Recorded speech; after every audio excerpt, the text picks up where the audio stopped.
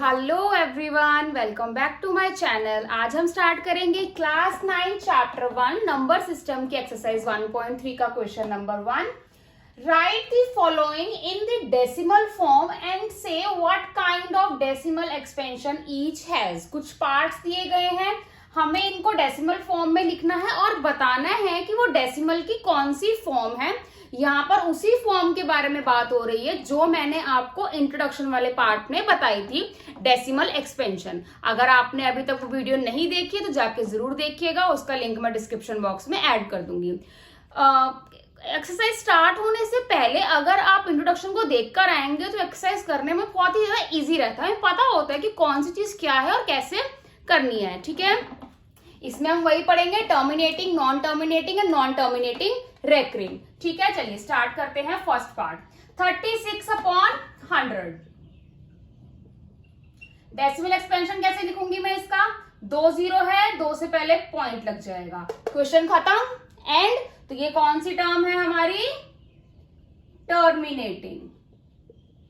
ठीक है, चलिए नेक्स्ट पार्ट 1/11 डिवाइड करेंगे, क्योंकि 1/11 को डायरेक्टली डेसिमल में लिखना इतना इजी नहीं होता, हमें डिवाइड करके देखना पड़ेगा कि इसकी एक्चुअली डेसिमल एक्सपेंशन कैसी होगी। नीचे वाला नंबर हमेशा बाहर आता है, डिनोमिनेटर बाहर, न्यूमरेटर अंदर। बच्चे क्या करते हैं, देख के, जिनको नहीं पता होता है वो क्या करते हैं, 11 को अंदर लिखेंगे, 1 को बाहर लिखेंगे। उनको लगता है कि डिवाइड करना है तो बड़ा नंबर अंदर आएगा एंड छोटा नंबर बाहर आएगा, बट ऐसा नहीं है।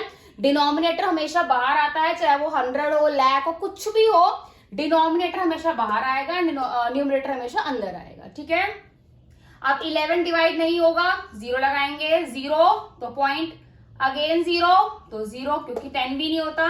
99 कितने पे? 9 पे। अगेन 1 बच गया, 0 0 0, 99 1 पे, अगेन 0 0 0, चले जा रहा है क्वेश्चन के सेम। तो ये क्या हो गया मेरा? Non terminating recurring. रेकरिंग के बारे में मैंने आपको बताया था, रेकरिंग लिख लो या रिपीटिंग लिख लो, वो मर्जी आपकी है। कि जो टर्म बार बार रिपीट हो रही है उसको हम लोग लिखेंगे नॉन टर्मिनेटिंग रेकरिंग। मतलब ना तो क्वेश्चन खत्म हो रहा है और जो क्वेश्चन का जो आंसर है वो सेम आ जा रहा है। अगर तो खत्म हो जाता है तो टर्मिनेटिंग, खत्म ही नहीं हो रहा और नंबर भी अलग अलग आ रहे हैं तो नॉन टर्मिनेटिंग। अगर खत्म भी नहीं हो रहा और नंबर भी सेम आ रहे हैं तो नॉन टर्मिनेटिंग रेकरिंग और रिपीटिंग, कुछ भी लिख सकते हैं। इसको हम कैसे लिखेंगे? 0.909 बार, यानी ये जो नंबर है वो बार बार रिपीट हो रहा है, इसलिए मैंने इतने नंबर पर क्या लगा दी? बार लगा दी। बार लिखने की जरूरत इसको नहीं है। ठीक है, चलिए नेक्स्ट पार्ट करते हैं। थर्ड पार्ट 4 × 1/8 मिक्स फ्रैक्शन है। पहले हम इसको इसके ओरिजिनल फॉर्म में लिखेंगे। 4 8 32, 32 + 1 33 डिवाइडेड बाय 8। मल्टीप्लाई करेंगे, न्यूमरेटर को ऐड करेंगे, अगेन डिवाइड करेंगे। 32 4 पे 0 लगाएंगे, पॉइंट 1 पे 8, 2 पे 0, 16, 2 पे 0, 45 पे, खत्म हो गया। क्या हो गया ये मेरा? टर्मिनेटिंग। ठीक है, चलिए नेक्स्ट पार्ट स्टार्ट करते हैं। नेक्स्ट पार्ट है हमारा 3 डिवाइडेड बाय 13, 13 बाहर, 3 अंदर, 0 लगेगा, पॉइंट 26 2 पे, 4 बचेगा, 0 39 3 पे, 1 बचेगा, 0 10 नहीं आएगा, अगेन 0 तो 0, 91 7 पे, कितना बचेगा? 9, 0 78 6 पे, 2 7, अगेन 0 117 9 पे, 3। जहां से स्टार्ट किया था वहीं पर आकर एंड हो गया। मैंने इसको इसलिए सॉल्व किया इतना क्योंकि मेरे को लग रहा था पहले की स्टार्टिंग में ये नॉन टर्मिनेटिंग, क्योंकि नंबर जो है सारे के सारे अलग अलग आ रहे थे। लेकिन 3 4 1 2 3 4 5 6 नंबर है और मुझे पता लगा कि ये नॉन टर्मिनेटिंग नहीं है, ये नॉन टर्मिनेटिंग रेकरिंग है, क्योंकि अब यहां से यही नंबर वापस से रिपीट होने शुरू हो जाएंगे। तो मैं इसको क्या लिखूंगी? Non terminating recurring. और मैं इसको लिखूंगी कैसे, 0.230769 बार। क्यों? क्योंकि अब यहां पर 3 है, यहां पर मैं 0 लगाऊंगी, अगेन 2 आएगा, यही नंबर वापस से रिपीट होने शुरू हो जाएंगे, इसलिए मैंने क्या किया है, इस पूरे के ऊपर बार लगा दिया। ठीक है, चलिए नेक्स्ट पार्ट करते हैं। 2 डिवाइडेड बाय 11, 11 भाग 2, 0 पे 0.1, 11, 9 बचेगा, 90, 8 पे 88, 8 पे 2 बचेगा, अगेन 0, 1 पे 11, 9 बचेगा, 0, 8 पे रिपीट हो रहा है, सेम नॉन टर्मिनेटिंग रेकरिंग। और क्या आएगा, 0.1818 बार, क्योंकि यही नंबर क्या है, बार बार रिपीट होगा। लास्ट पार्ट रह गया, लास्ट पार्ट के लिए मैं ये वाला पार्ट इरेज कर रही हूं।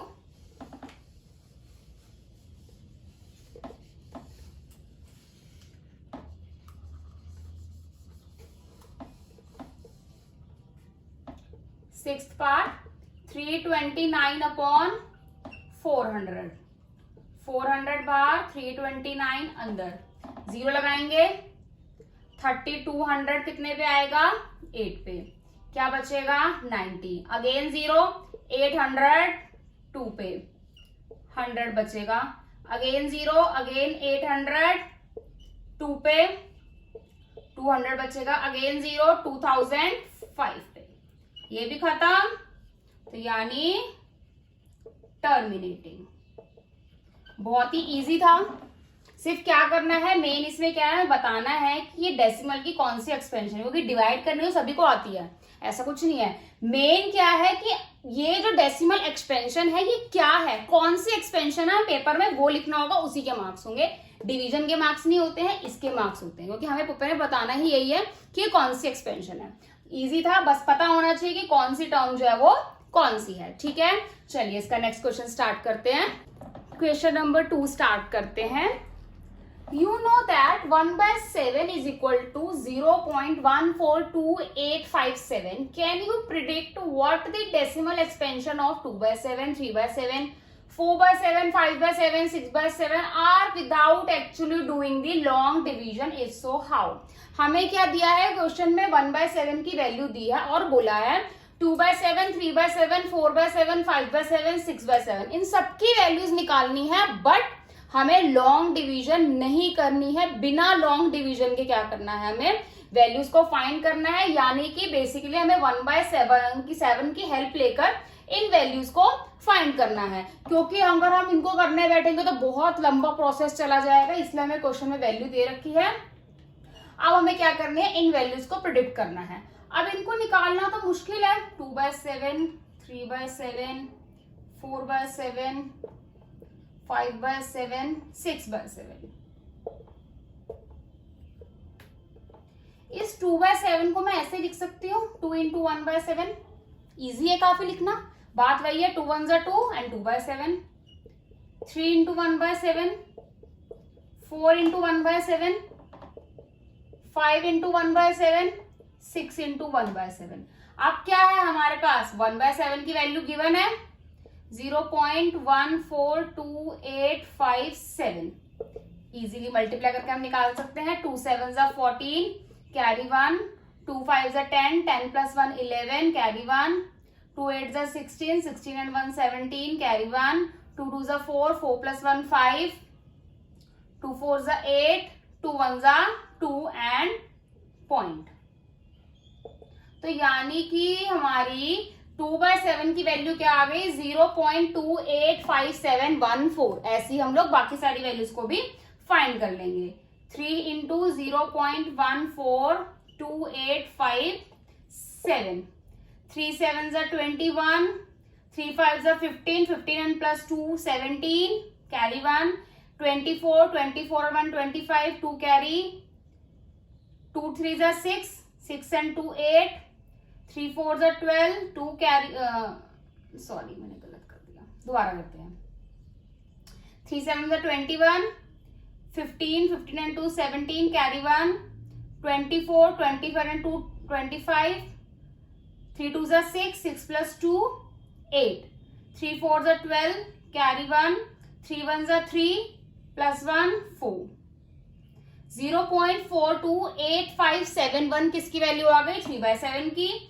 ऐसी इसकी निकालते हैं 0.14285 4 7 जा 28, 4 5 जा 20 plus 2 22, 32 and 2 34, 4 2 जा 8, 8 and 3 11, carry 1, 4 2 जा 4 4 जा 16, 16 and 1 17, 4 1 जा 4 plus 1 5, 0.571428 वैल्यू आ गई हमारी 4/7 की। 5 की वैल्यू निकालते हैं 0.142857, 5 7 जा 35, 25 and 3 28, 5 8 जा 40, 40 plus 2 42, 16 plus 4 20, sorry 5 2 जा 10, 10 plus 4 14, 4 5 जा 20, 20 plus 1 21, 5 1 जा 5 and 5 plus 2 7, 0.714285 आ गई हमारी 5/7 की वैल्यू। इसकी निकालते हैं 0.14285, 6 7 जा 42, 6 5 जा 30, 30 plus 4 34, 6 8 जा 48, 48 plus 3 51, 2 6 जा 12, 12 plus 5 17, carry 1, 2 4 6 4 जा 24, 25, 6 1 जा 6, 6 plus 2 8, 0.857142 ये आ गई हमारी 6/7 की वैल्यू। वैल्यू निकालना काफी इजी था, बट बच्चे 2/7 3/7 देख के डर जाते हैं, वो लॉन्ग डिवीजन करना स्टार्ट कर देते हैं, पढ़ते ही नहीं है क्वेश्चन में लॉन्ग डिवीजन करनी ही नहीं है। हमें जो दिया गया है क्वेश्चन में उसी के अकॉर्डिंग क्या करना है, हमें वैल्यूज को फाइंड आउट करना है। ठीक है, बहुत ही इजी क्वेश्चन था ये वाला भी। चलिए इसका नेक्स्ट क्वेश्चन स्टार्ट करते हैं। क्वेश्चन नंबर 3 स्टार्ट करते हैं। Express the following in the form p by q where p and q are integers and q not equal 0। हमें यहाँ पर 3 पार्ट दिए गए हैं, तीनों की क्या है डेसिमल एक्सपेंशन दी गई है, और हमें क्या किस फॉर्म में लिखना है उसको, p by q की फॉर्म में, यानी हमें उसको फ्रैक्शनल फॉर्म में लिखना है, एंड q यानी हमारा डिनोमिनेटर 0 नहीं होना चाहिए। ठीक है, चलिए स्टार्ट करते हैं। 0.6 बार, बार के बारे में आपको बता ही चुकी हूँ पहले, जो नंबर रिपीट हो रहा है बार बार उसको हम लोग क्या लगा देते हैं, बार। इस क्वेश्चन को करने का तरीका यही है जो मैं आपको बताऊंगी, सारे क्वेश्चन इसी तरीके से होंगे। सबसे पहले हम इसको x के इक्वल लिखेंगे 0.6 बार, x is equal to 0.66666 and so on. This is equation number 1। ठीक है, अब क्या करेंगे हम लोग, एक नंबर पर बार है, एक नंबर पर बार है तो मल्टीप्लाई बाय करेंगे 10, जितने भी बार होगी हम उसी के 10 से उनको मल्टीप्लाई करेंगे। 2 पर बार है तो 100, 3 पर बार है तो 1000, ऐसे ये प्रोसेस चलता रहेगा। यहाँ पर एक ही पर बार है तो मैं क्या लिखूंगी, multiply by 10 on both sides. ये क्या हो जाएगा 10x। अगर मैं इस वैल्यू को 10 से मल्टीप्लाई करूंगी तो इसमें क्या होगा, 6 मेरा आगे आ जाएगा, बाकी वैल्यूज मेरी पीछे होंगी। Equation number 2। अब सेकेंड इक्वेशन में से फर्स्ट इक्वेशन को माइनस कर देंगे, 10x minus x 6.66666 minus 0.66666 bar.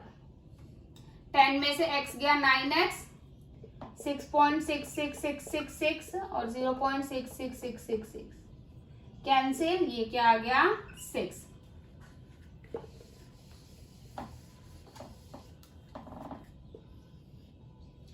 9x is equal to 6, x is equal to 6, multiply है, यहाँ के डिवाइड कैंसिल हो जाएगा 2/3। जो हमारे 0.6 डेसिमल फॉर्म थी उसको हमने p by q की फॉर्म में लिख दिया 2/3। अगर आप इसको डिवाइड करोगे तो 0.6 बार ही आएगा, बेशक आप करके देख लीजिए। ठीक है, सारे क्वेश्चन को करने का यही तरीका है, यही मेथड है, यही स्टेप्स हैं, और यही इन्हीं स्टेप्स के अकॉर्डिंग सारे क्वेश्चन को हमें करना भी है। ठीक है, चलिए नेक्स्ट क्वेश्चन स्टार्ट करते हैं। नेक्स्ट के लिए मैं ये वाला पार्ट इरेज कर रही हूं। और एक और चीज, ये क्वेश्चन बहुत बहुत बहुत इंपॉर्टेंट है, हमेशा पेपर में आता है। मैं ये भी नहीं कह सकती कि किसी साल स्किप हुआ हो, हर साल ये पेपर क्वेश्चन में आता ही आता है। 3N या 4 मार्क। बी पार्ट स्टार्ट करते हैं। 0.47 बार। अब क्या है 47, ओनली 7 पे बार है, लेकिन बच्चे यहाँ पर 2 नंबर सोचकर कहते हैं, उनको लगता है कि दोनों पर बार है और वो 0.474747 ले लेते हैं, जो कि बिल्कुल गलत है। 47 दोनों पे बार नहीं है, सिर्फ और सिर्फ 7 पे बार है, तो खाली 7 ही रिपीट होगा। तो x के इक्वल रखेंगे इसको 0.47 बार, x is equal to 0.47777 and so on. This is equation number 1। मैंने बताया था एक नंबर पे बार होगा तो 10 मल्टीप्लाई बाय 10, तो यहां मैं करूंगी multiply by 10 on both sides. ये क्या हो जाएगा 10x, एक नंबर पर बार थी, 10 से मल्टीप्लाई किया है तो एक नंबर ही आगे जाएगा, ओनली 4 ही आगे जाएगा, 4.777 and so on. This is equation number 2। Second equation में से फर्स्ट इक्वेशन को माइनस करेंगे, 10x माइनस x, 4.7777 को माइनस करेंगे 0.47777 एंड सो ऑन। 10 में से बन गया 9x, 4.777 माइनस 0.477, 7 7 कैंसिल, 7 में से 4 गया 3.4, क्या आ गया ये 4.3। 9x is equal to 4.3, x is equal to 4.3, 9 multiply में यहाँ की डिवाइड, पॉइंट हट के क्या लग जाएगा 0, x की वैल्यू क्या आ गई 43/90। हमें 0.47 को क्या करना था, फ्रैक्शनल फॉर्म में दिखाना था, p/q की फॉर्म में, हमने उसको लिख दिया 43/30। करने के स्टेप्स यही होते हैं, मैंने आपको बताया था कि ऐसे ही सेम स्टेप्स के अकॉर्डिंग क्वेश्चन किया जाता है, और क्वेश्चन भी बहुत इंपॉर्टेंट है, पेपर में जरूर आता है। ठीक है, चलिए इसका सी पार्ट स्टार्ट करते हैं। सी पार्ट करने के लिए मैं ये वाला पार्ट इरेज कर रही हूँ, आपको अच्छे से समझ आया होगा ये वाला part.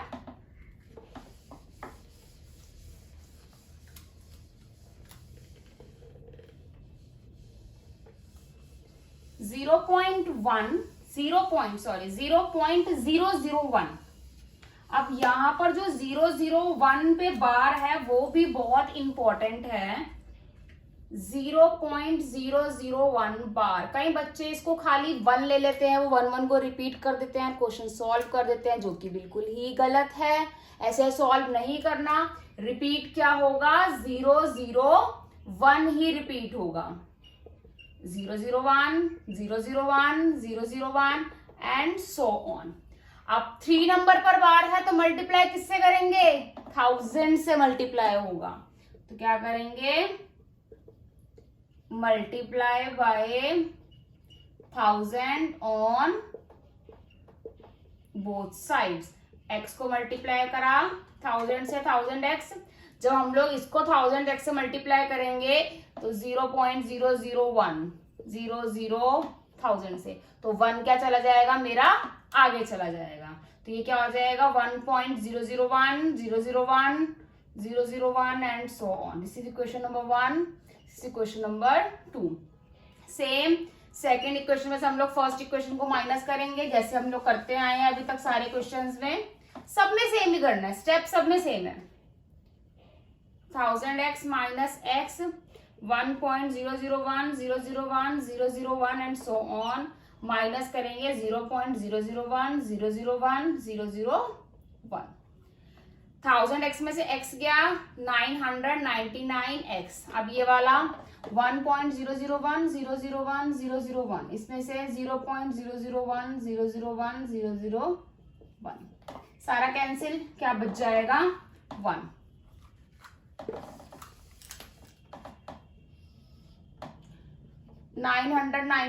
x is equal to 1, x is equal to 1/999 multiply है, यहाँ आकर क्या हो जाएगा डिवाइड।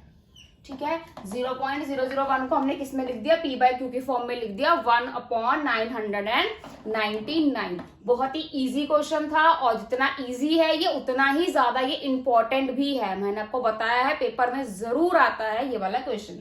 आज का क्वेश्चन यही खत्म करते हैं हम लोग। आज के क्वेश्चन खत्म, आज की वीडियो भी यही खत्म करते हैं। अगर आपको मेरी वीडियो पसंद आई हो तो मेरी वीडियो को लाइक शेयर कमेंट करना ना भूलें, और मेरे आने वाली वीडियोस के लिए मेरे चैनल को सब्सक्राइब जरूर करें, बेल आइकन जरूर दबाएं ताकि मेरी वीडियो की सबसे पहली नोटिफिकेशन आपको आए। थैंक यू, मिलते हैं नेक्स्ट वीडियो में एक्सरसाइज 1.3 के क्वेश्चन नंबर 4 के साथ।